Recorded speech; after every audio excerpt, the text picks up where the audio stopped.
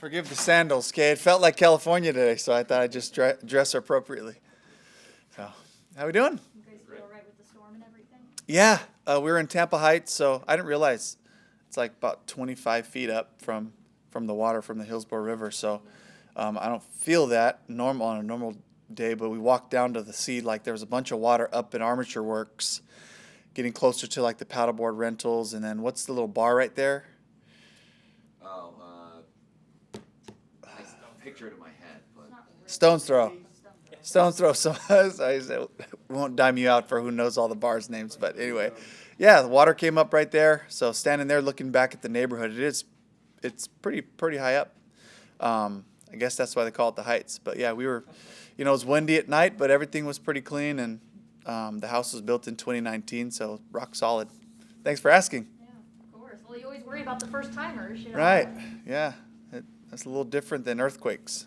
How excited are you to kind of finally put this offense out there? It's been very vanilla in the preseason. Yeah. Now you get to put that meat and potatoes of this offense and kind of show the league what's coming. Yeah, I'm really excited about just the variety of stuff that we can, and of course, going into the preseason, just putting thoughts into execution, right? How can we get our system going and have it be enough nuance to have success in those games, but also not showing every single wrinkle of every play, but putting something out there that the guys could grab onto, play fast, and really like coming out of 3 games in the preseason, really wanting our offensive players to feel proud of what we're doing and where we're headed. And so practice successes, that's one thing, but then having the plays work in games, now we get buy-in, from the veteran players, especially the young guys, for the most part, are just like fired up if a ball goes their way. But, the veteran guys, they can tell, okay, this has got some juice to it. This is cool, so they get excited about stuff. And I felt that from them, so excited about the three games that we put together. How's Robert Hainsey? He's obviously going to be the center this year. He played 17 games last year or whatever, but Yeah. it's a different system. But you have some new interior. All 3 of those guys are new Yeah. together, right? So how have they sort of worked together, and what have you seen? Because they can all move. They're all fairly athletic, right? Yeah, I think the offense really fits who they are because of the athleticism, and the different run types that we have. We're pulling guys, play side, pulling guys from the backside, and then comboing, and then again, I always talk about our massive left side that we have, where a lot of those, we ran a duo play to Rashad to the left side. I don't think anybody touched him for about 5 or 6 yards. He gained 9 on the play, and there was no nuance to the play. It was just like big men caving this side in. Well, that's easy football. So that was a cool thing to see. I was excited about that. But then just talking about, Hainsey, really just he's sharp. He just gets them all on the same page, going to the right guy, whether it's the run game or the protection. Those are the guys that make this offense go. And just so you all know, we try to take as much off the quarterback as possible. So Hainsey allows us to do that. Baker's just going to have to fix some things because Hainsey can't necessarily see the rotation of the safeties. That's where Baker's got to say, hey, no, switch it over this way or go out that way. But the starting point allows the quarterback, particularly in the pass game, it allows him to think more about his progressions and less about like the primary starting point of the protection. So he's already thinking down the road as far as coverages go. Is there a point in this quarterback competition with Baker where you're like, aha, like that's it, that's what I want to see from him, like he's the guy, or was it more gradual like that? And what have you seen out of him since gotten that opportunity and he's the number 1 guy? Yeah, I would say after the first preseason game, we came back to practice that week, and really leading up to that first preseason game, that's where, it was kind of neck and neck, and Baker had a couple of days that were not great, and those days Kyle really excelled. So then the disparity was a little bigger, with like, oh shoot, yeah, Kyle clearly won these 2 or 3 days here, coming out of the first preseason game, and obviously not playing the starters, but Baker being able to get out there, command the offense, talk to the group, be in the huddle, all that, and then we had an indoor practice like one of the days after that, and he launched a 67-yard post route on the money to Mike, and it was like, here's the coverage. I could see his wheels turning. He looked, he saw Mike. Everything was perfect. He threw the ball way down the field on the money, and Mike walked in, and then I was just like, goosebumps. I was like, oh, that was cool. And then he kind of built and fed off of that, and was like, just now, okay, so I'll hit it when it's there, but now I just do the little things. And then when the next big one's there, I'll try to hit it. So that's what I've been trying to sell to him. Just be special like that many times. Be special in those small moments. Otherwise, just throw it to the open guy. Just check it down to the back. Make those decisions. Play good football. And then when they put their gloves down, knock them out. So I was going to say, that first preseason game, we didn't really see him air it out necessarily. Right. So for him to be able to take that opportunity in practice, that'd be pretty good. Yeah, it was huge.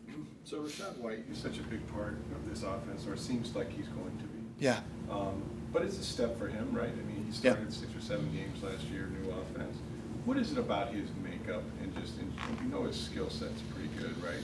Yeah. So what is it about his makeup that says, we can put this on this guy? I'm still learning him, honestly. I don't really know that about him. I just know there's a real talent. He's got a great pace about how he plays too. He's patient, not just in the reads. He's patient and kind of he lets the day come to him. So where it's not like he's 2 plays and he's gassed out and he's no good for a while. He kind of lets it come to him. And I remember seeing that, like, when we were in Germany, watching the other side of the ball, and just kind of like he just gradually just kept going and going. So I think that I'm excited about that kind of build up and his being able to handle a whole game. But I still, there's still so much I don't know about him in a game setting because he's only played a drive or 2, while I've been calling the plays. You generally want to use several backs, right? I mean, you've got, Yeah. that number 2 guy, would it be Sean? Would it be somebody else? Yeah, I mean, it's like by committee. I think Skip's done this everywhere he's been, going way back to Oakland Raiders, and, he had Tyrone Wheatley, and he had, a bunch of other guys that, and then of course more recently in Dallas, he had Zeke and Tony Pollard. So I know he's going to use guys. I don't feel like we're in as unique of a situation as Dallas, where you have 2 like really top tier backs. I think we have a really fantastic back, and I think we have a bunch of good backs. So I think they can kind of platoon that, and I think there's more to learn about, just how we use Rachaad on third down, and is there other guys who can have a role that can do some of the same things, where Chase, I know, can do a lot of the pass game stuff, where you feel like, Sneak and Sean have like a lot of value on first and second down as runners, but so does Chase. So there's still a lot of stuff that I'm really not sure about, to get the full complement of who our backfield is in a game type of situation. So you'd love to have the freshest back in. I do know that. So, Dave, with the talent at the skill position on offense, you have Mike and Chris. There's a lot of excitement about Rachaad, understandably so. It feels like at times players such as Cade Otton can kind of fly under the radar because of everyone else out there. What type of impact can Cade have in this offense this season? He's already had a huge impact. So he is truly the Swiss Army knife. He's truly the connection of the run and the pass game. We handed him the ball the other day, got us 12 yards, got us an explosive play on a jet sweep, just because he kind of just knows how to do everything, and he's smart, he studies, he's dependable. Now, when you design passes, you don't design passes to go to everybody. You design passes, truthfully, to go to Mike Evans, then Chris Godwin.